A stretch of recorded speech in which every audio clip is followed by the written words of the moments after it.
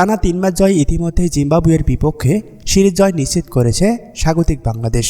সিরিজের প্রথম 3টি ম্যাচ চট্টগ্রামে অনুষ্ঠিত হলেও বাকি 2টি ম্যাচ অনুষ্ঠিত হবে মিরপুরে।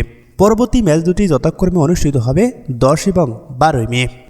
সিরিজের তৃতীয় টি-20তে স্বাগতিক বাংলাদেশের বিপক্ষে আগের 2টি ম্যাচের তুলনায় ভালো লড়াই করেছে সফরকারী জিম্বাবুয়ে। বাকি 2টি ম্যাচ জিতে সফরকারীদের হোয়াইট ওয়াশ করার লক্ষ্যে মাঠে নামবে টাইগার বাহিনী। শেষ 2টি ম্যাচে দলে ফিরছেন সাকিব আল হাসান, সেই সাথে আইপিএল মাতানো মোস্তাফিজুর রহমান।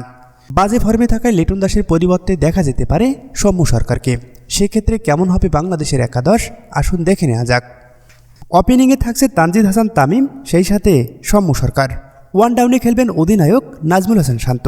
এরপরেই মাঠে নামবেন সাকিব আল হাসান।